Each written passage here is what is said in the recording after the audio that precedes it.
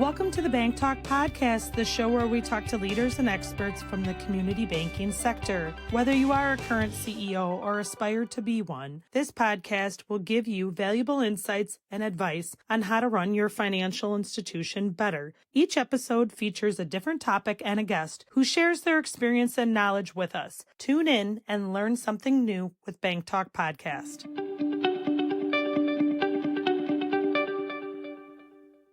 Hi, and welcome to Bank Talk. I'm Charlie Kelly, your host and partner at Remedy Consulting. Today, we're going to talk to Scott Hildenbrand. I asked Scott to join us on the podcast today. We set this up a couple of months ago. The goal was the election would have been come and gone by now, which it has, and just wanted to figure out if the election will have any effect on Scott's world. These days, liquidity is such an important portion of running everybody's bank and credit union that I thought might make some sense to just see if the election results has anything to do with how you look forward. So,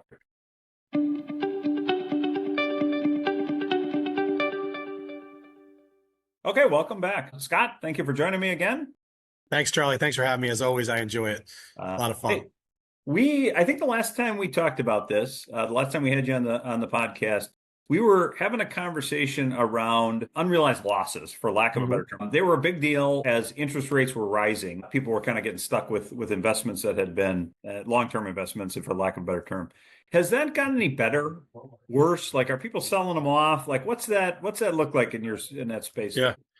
It's a really good and timely question. So to answer the math side of it first, Charlie, and just for the audience to remember, most of the banks in the country own assets that were either originated or purchased about 3 or 4 years ago when rates were at all-time lows. Right. So to level set everything. Yep. And then you fast forward to where we are today, we've started to see, we obviously went through the SVB crisis, which was combined with the 500 plus basis point move on the short end of the curve to attack inflation.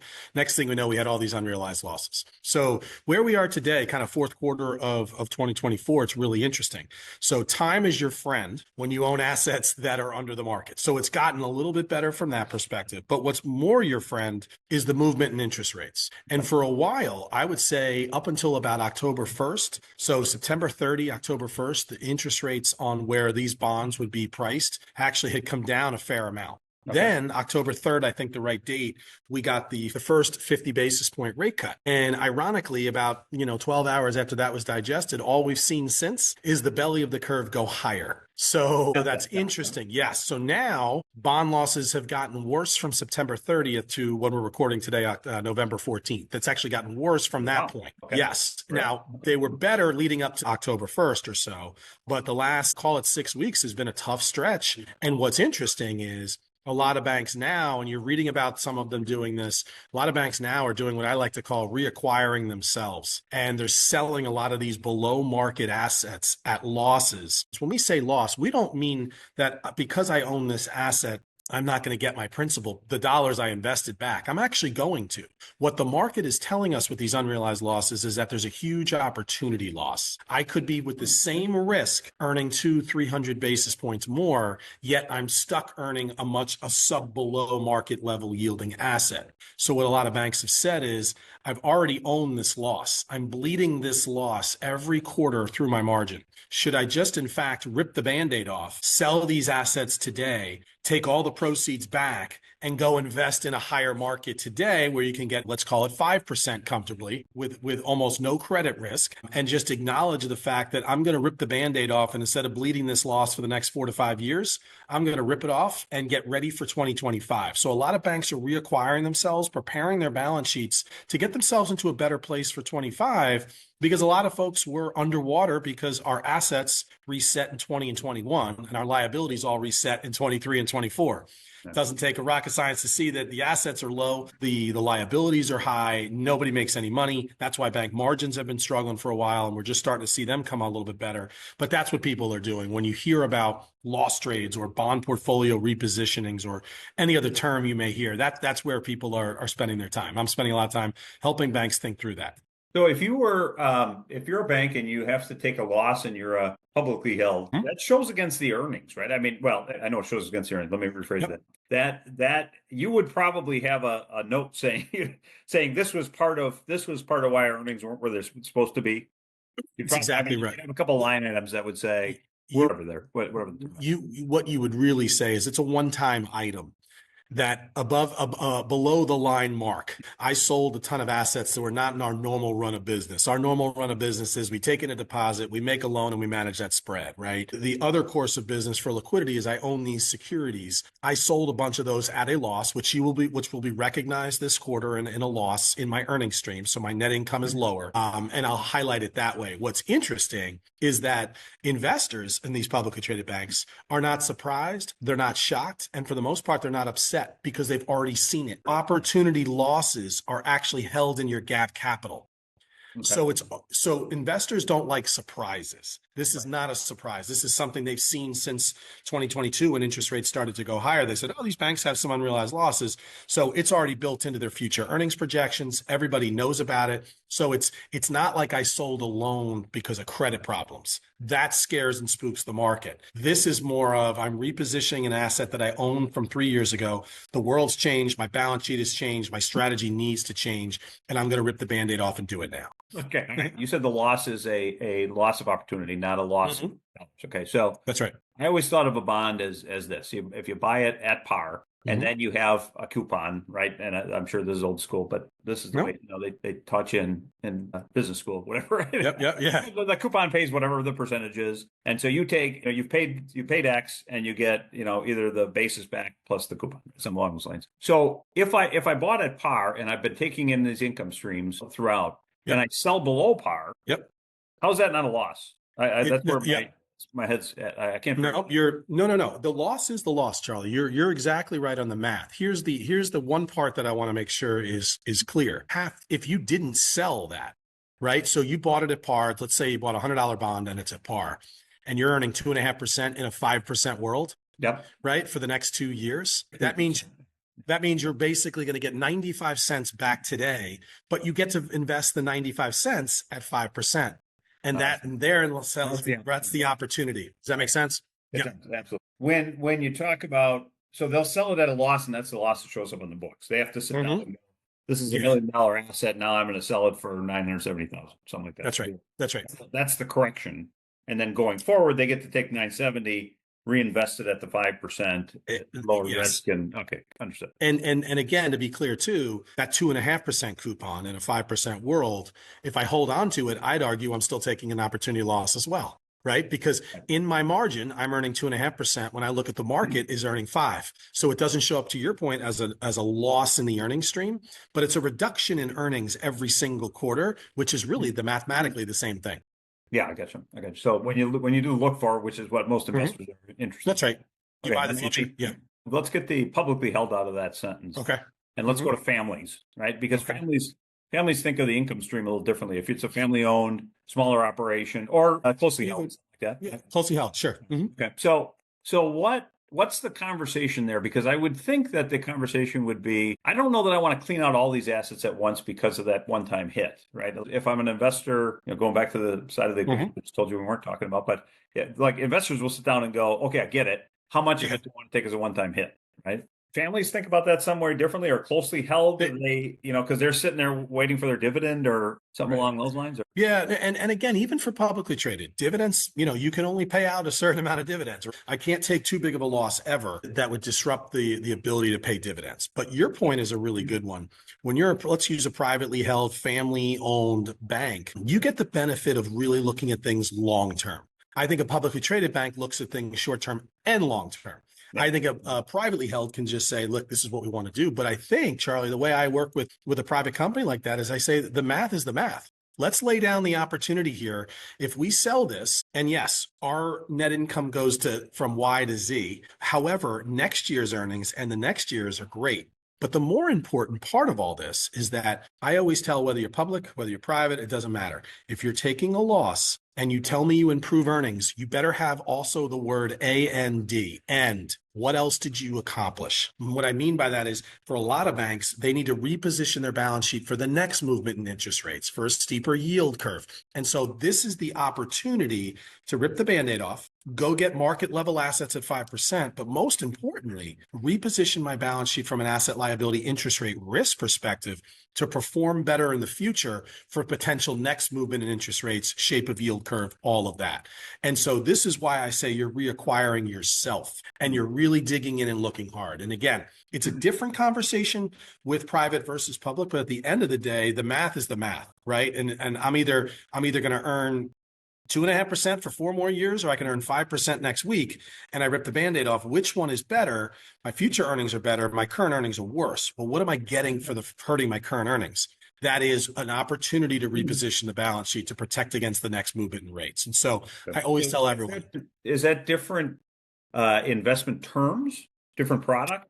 The argument might be, I made this mistake, I don't want to make it again, right? Yep. I want to figure out a way to even if I don't get a better return, I want to be able to get rid of some of the risk going forward, right? Yes. That's all got to be part of it, I would imagine, right? Yep. And I don't mean to bore you with this comment. Not all duration is created equal.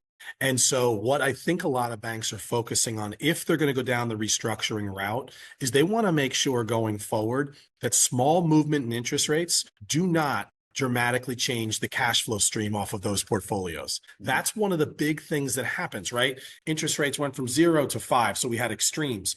But what I would be really careful of is, I don't want to sell optionality risk anymore.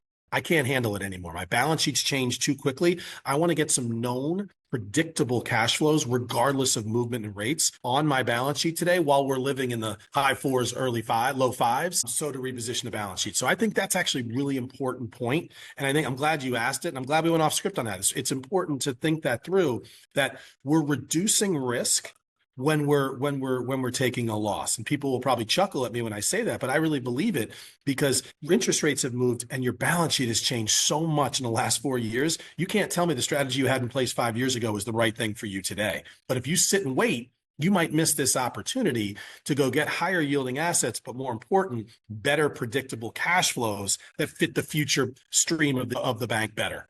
Okay. All right. So if you are contemplating, right, a lot of merger acquisition stuff going on out there. Yep, right? sure. If you're and work in the contract space, so we're always looking at, if they're going to go sign a technology contract, they got to look 5 years out. Yeah. In those conversations, a lot of times you'd be amazed to hear, I want to be retired and I'm thinking this thing's going to be sold, right? And you only hear from the CEO, you never hear from the employee. Right. So if they're contemplating being acquired, I would think that, and again, I don't know, I'm not a valuation guy, but I always thought it was like a 3-year look back, right? They're going to look at 3 years of financials. If you rip the Band-Aid off in year 1 and you think you're going to sell in year 2, it might be a bad idea. If you rip the Band-Aid off in year 1 and you got 3 years left, then it's a great idea, right? Because now financials are all looking better across the board. So do you ever get in conversations like that, or is that kind of beyond the scope of the conversation? No, living the life I do, I spend a lot of time with folks contemplating restructurings versus raising capital versus selling the bank, right? Those are all different uses of a strategy, of a capital use, of et cetera. And so I think mathematically, you're accurate with your statement. If I knew I was probably going to sell in a year, I wouldn't take the loss and restructure, because the buyer is going to buy my own balance sheet and they have to mark all the assets and liabilities to current market anyways. That's something that's attractive to a buyer if they can get the deal done. And so interest rates will play a role in the M&A front. And people will tell you that, last couple of years, M&A was a lot slower. And that really had to do with where interest rates were and where bank stocks prices were. Now, post-election, we saw a nice bump in bank stocks. So naturally, everybody feels a little bit better, up 20%. And now stock prices sound better, look better. That typically leads to more M&A.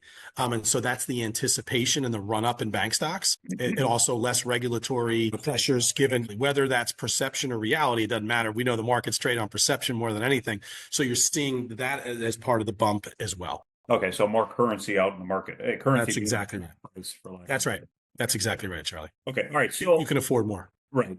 Okay, so Actually, as I think about that question that I just asked you, if you leave those losses on the books, it will affect the price you receive as a seller, There you go. right? So that's why, quite frankly, at the end of the day, if I sell an asset today and I buy another asset today, I'm basically kissing my sister for the most part, unless I've taken some undue crazy interest rate risk, credit risk, optionality risk. But if I've stayed pretty consistent, then I've really not done too much. That's why I'd argue for doing it a lot of times, because if it's zero sum, six, one half dozen the other, then if I can restructure it for another component to get my balance sheet more predictable, and so that in 2 years, if I'm looking to sell and I've got a very consistent earning stream, regardless of movement in rates because of the restructuring I did, I think I would probably get a better price, right? Okay. It's worth a little bit more.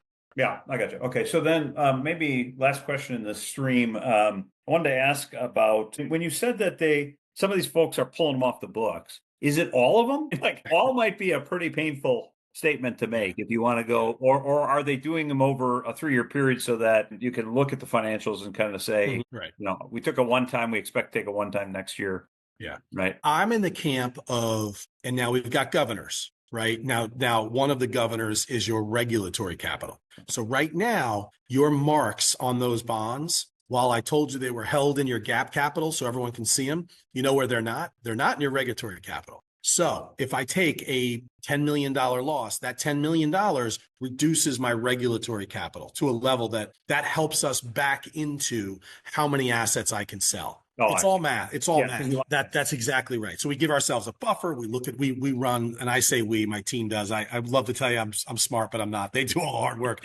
But what we'll do is we'll look at all the math behind all the pricing of all the assets, and we can say, look, we can get out of all of these assets, remain really well capitalized. We've lowered your risk-adjusted assets by buying all agency-backed securities. We've improved the cash flow stream of the bank going forward. Now we can evaluate taking a loss or not. So there's really governors working for you. So you can only do so much. But I would argue that the better bang for your buck is to probably do it once in larger form than bleed it every quarter. I got you. Because the investors understand it, and your board will understand it if you're not publicly held.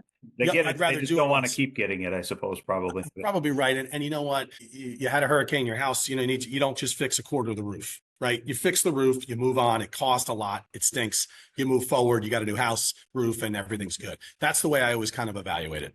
I got you. Okay, good. No, that's I wasn't thinking about the regulatory capital. That's a never even. Okay. We were talking about an inverse curve. Inverted curve. Sorry. Inverted. Yes, it's okay.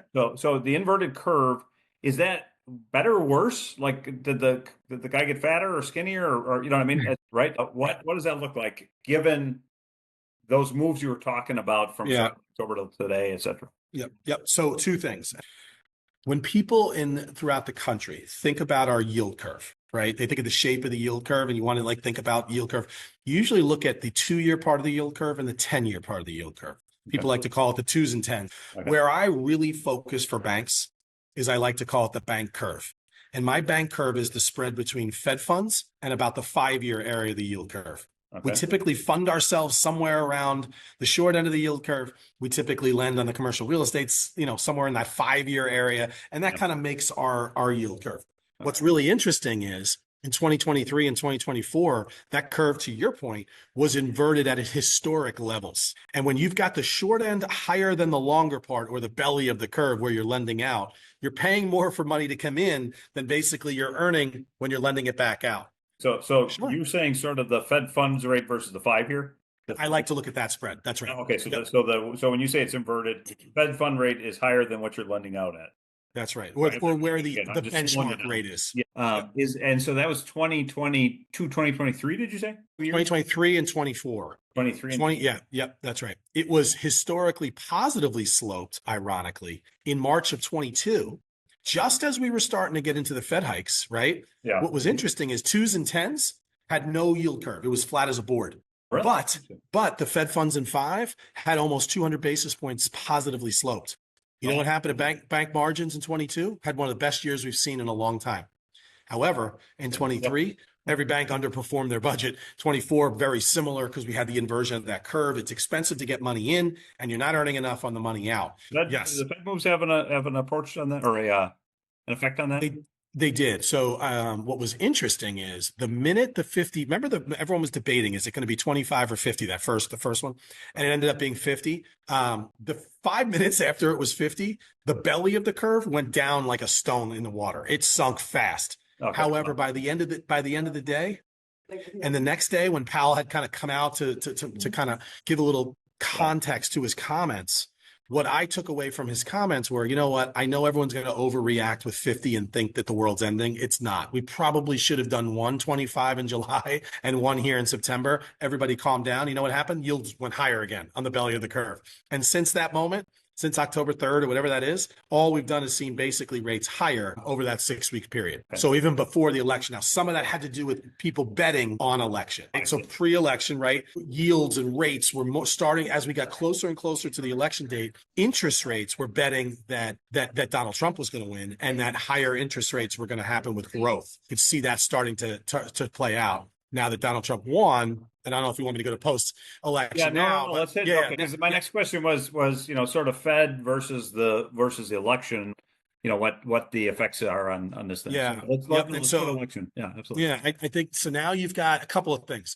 Regardless of which side of the party which side you voted, you're just thrilled that the election's over and we have an answer, right? No, everyone is, right? That's one. I think everybody in the country can agree on one thing: no more commercials for a little while. So we're excited about that. So now you take a step back and you think about there are certain industries like financials that have taken off in the stock market because of, you said this earlier, less regulation is expected from the Republican side of the world versus the Democrat side of the world. Now that we have clarity on that, that's a really important point on the bank stocks. So you move past that, interest rates went higher after the election because there's probably it's a pro-growth view of the country. And so you had that combination happening. And so you're seeing a little bit steeper of a yield curve so far, which is great. And I call yield curve again, Fed funds in 5. Mm-hmm. We've had another 25 basis point rate cuts. We've had 75 basis points total now. And you're seeing that 5-year area hang on, if not go higher as well. So that's starting to get closer and closer to a steeper curve.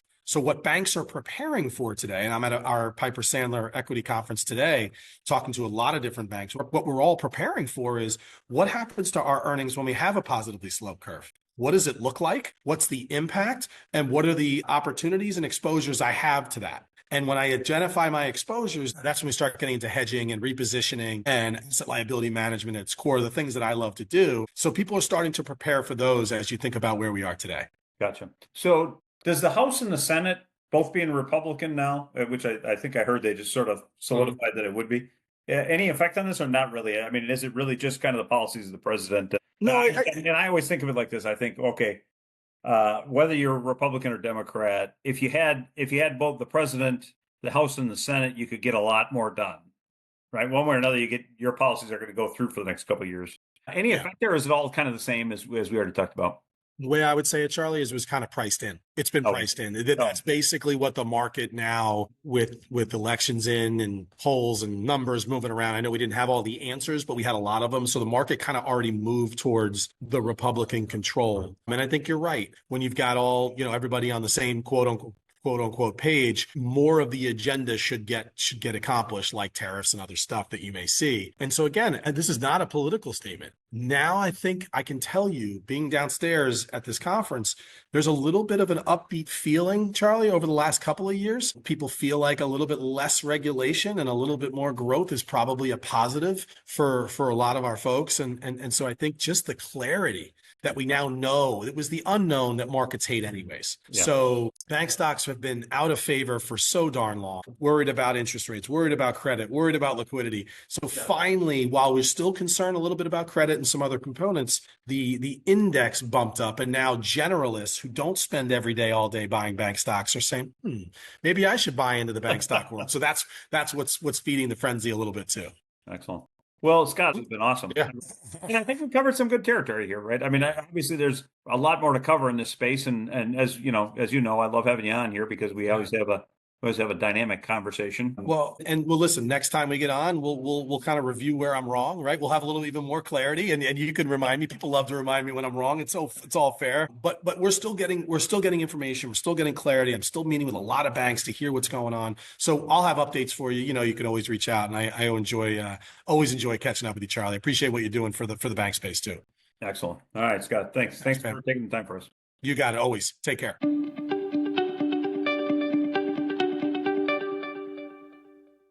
Okay, just wanted to say thanks again for Scott taking the time. He's obviously a busy man, but to me, I always find it fascinating because there's so much moving in that world, and particularly with the election, we want to make sure that we had the opportunity to kind of cover what's going on in that space. So that's it for Bank Talk today. Have a good day and keep on learning.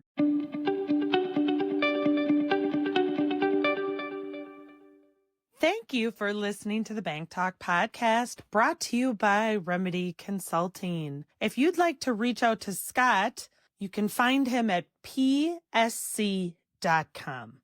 psc.com will lead you to the Piper Sandler website. If you like what you hear, please rate, review, and share our work with others. Thanks again, and we'll see you in the next year and next episode.